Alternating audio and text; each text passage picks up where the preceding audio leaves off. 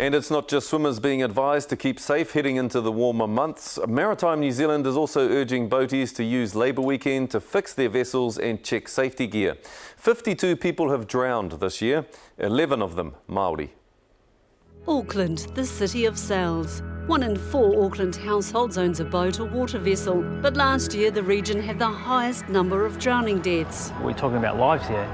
I mean, would you really want to put your family at risk? Damien Poi grew up in Gisborne, where his whānau taught him how to use and respect the water. G'day, how you going?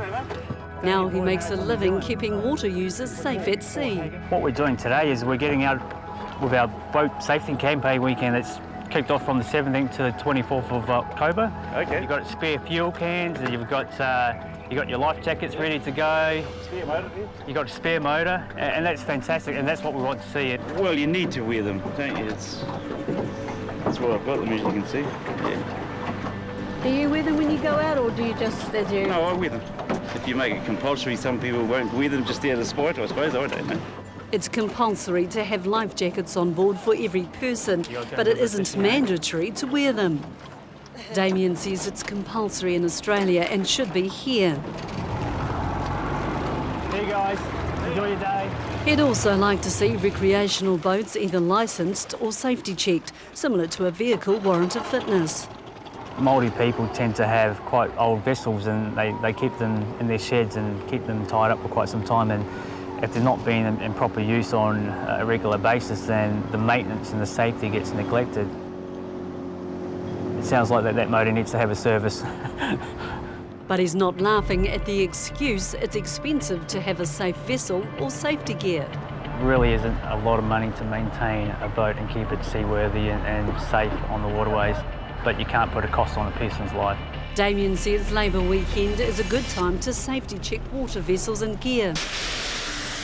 But it's also the time of year when accidents and deaths in the water starts to ramp up. When you do a good clean-up like this, you can see if there's any cracks or dents or where there's any issues where it needs to have some running repairs or maintenance. For the past 5 years, an average 110 people have drowned every year, 71% in waterways. It's one thing to have a safe vessel on the water, but at the same time, the skipper and the operator knows it has to learn how to be able to operate that vessel in any given condition, in any given environment. And so we've got a young girl here who's probably only about maybe 7, 8 years old.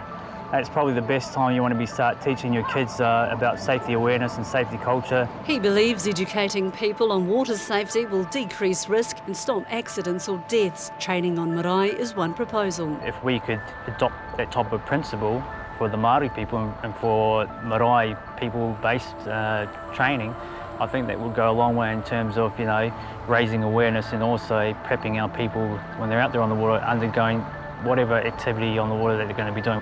He's pleading with whānau to be responsible water users and stay off craft if there's a safety concern. If we don't feel safe, if we don't feel confident that getting in that vessel is going to be safe for us, then we don't do it. Are you willing to put your family's life at risk, And if you are, then you shouldn't be on the waterways.